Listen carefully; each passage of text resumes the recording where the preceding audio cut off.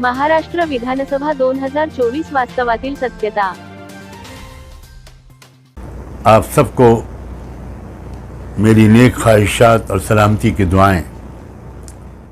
महाराष्ट्र के deputy chief minister Fadnavis साहब ने एक ऐसा काम किया है जिसकी मुझे उनसे उम्मीद नहीं थी। मैंने जो अपील जारी की और जिसके लिए मैं मुसलसल कोशिश कर रहा हूं कि महाराष्ट्र के वोटर इस इलेक्शन में 100% वोट डालें, अपने वोट को डिवाइड न होने दें और अपना वोट इस तरह डालें कि जो कम्युनल फैसिस्ट फोर्सेस हैं वो महाराष्ट्र में भी कमज़ोर हों और देश भर में कमज़ोर हों। देश भाईचारे और मोहब्बत की बुनियाद पर तरक्की कर सकता है, नफ़रत और बंटवारे की बुनियाद पर कभी तरक्की नहीं कर सकता।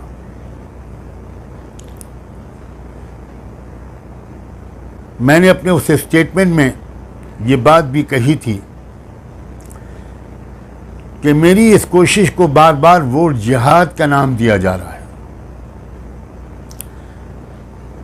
मैंने कहा था कि मैंने 13 तारीख को अपनी बॉम्बे की प्रेस कॉन्फ्रेंस में जिन कैंडिडेट्स को सपोर्ट करने की अपील की थी उनमें से 23 के सिवा आउट ऑफ 288 288 में 23 के अलावा सब के सब हमारे हिंदू भाई बहनें हैं। हिंदू भाई बहनों को वोट देने की अपील करना, क्या ये वोट जिहाद है? 750 किसान अपने अधिकारों की मांग करते हुए शहीद हुए, मारे गए, हलाक हुए। क्या उनके अधिकारों की बात करना और उनसे सही डायरेक्शन में वोट डालने की अपील करना, क्या यह वोट जिहाद है?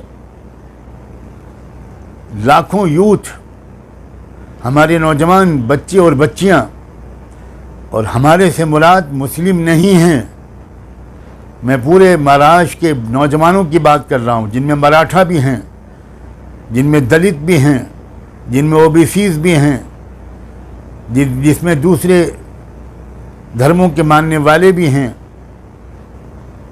वो अपने माँ बाप की गाढ़ी कमाई खर्च करके, खून पसीना एक करके ग्रेजुएशन और पोस्ट ग्रेजुएशन करते हैं, लेकिन उनको जॉब नहीं मिलता। ऐसे नौजवानों की आवाज़ उठाना, क्या ये वोट जिहाद है? महिलाओं की इज्जतें लूटी जा रही हैं, क्या उन महिलाओं की आवाज़ उठाना, क्या ये वोट जिहाद है? जगह जगह मॉब लिंचिंग हो रही है,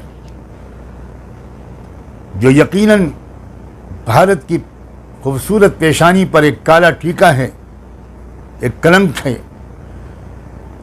क्या इस कलंक को मिटाने की कोशिश और भारत की छवि को खूबसूरत बनाने की कोशिश, क्या ये वोट जिहाद है?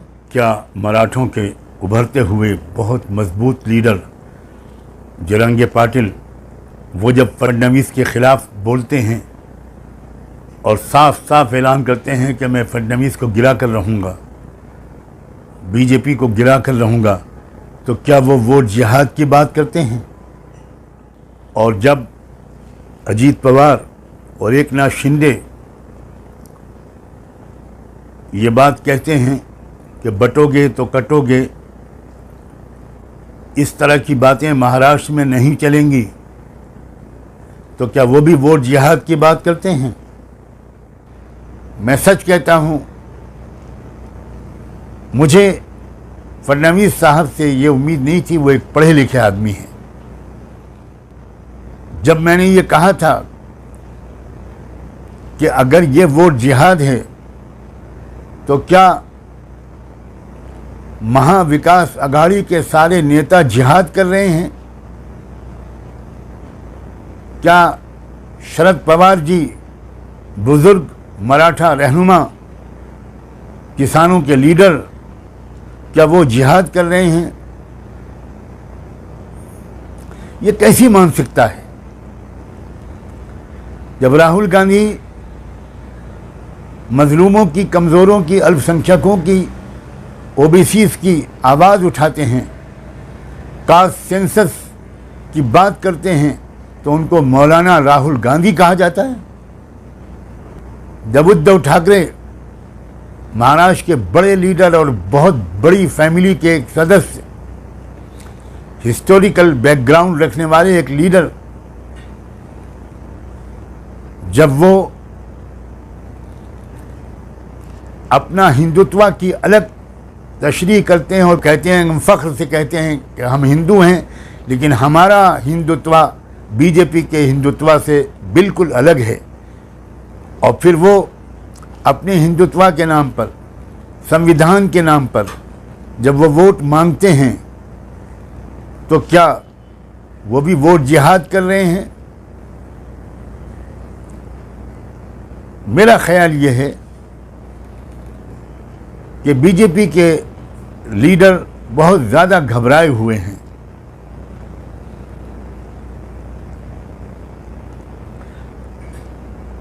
और इस फ्रस्ट्रेशन की वजह से इस तरह की बातें कर रहे हैं जो भारत की संस्कृति और महाराष्ट्र के कल्चर, छत्रपति शिवाजी महाराज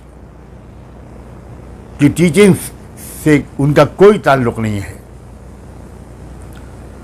मैं अपनी आवाज़ बुलंद करता रहूँगा, इसलिए कि मैं भारत को अमन व शांति का गहवारा बनाना चाहता हूँ।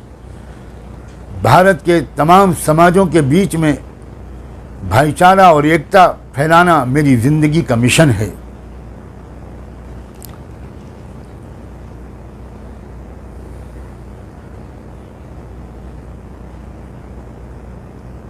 फडणवीस साहब, please please please, respectfully I request you, बहुत आदर और सम्मान के साथ मेरी आपसे ये अपील है कि इस तरह की भड़काऊ बातें मत कीजिए, पब्लिक को गुमराह करने वाली बातें मत कीजिए। अब भारत की जनता बहुत मैच्योर हो चुकी है, और जितनी मैच्योरिटी उसने लोकसभा के चुनाव में दिखाई थी, मैं तो ये आशा करता हूँ और ये देख रहा हूँ कि उसी तरह की मैच्योरिटी, बल्कि उससे भी ज़्यादा की मैच्योरिटी वो महाराष्ट्र के इलेक्शन में दिखाएगी, और उन तमाम कैंडिडेट्स को विधानसभा में भेजेगी जो संविधान की रक्षा करेंगे, डेमोक्रेटिक वैल्यूज़ की हिफाजत करेंगे, और वो कमिटेड होंगे भारत की एकता और अखंडता के लिए, भारत के रहने वाले तमाम गरीबों, किसानों, मज़दूरों, दलितों, लिंगायतों, क्रिश्चियंस, सिख भाइयों, मुसलमानों, सब के साथ वो इंसाफ करेंगे। मैं उम्मीद करता हूँ कि आने वाला इलेक्शन अच्छे नतीजे लेकर आएगा। आप सब ने मेरी बात सुनी, मैं आपका दिल से आभारी हूँ। बहुत बहुत शुक्रिया।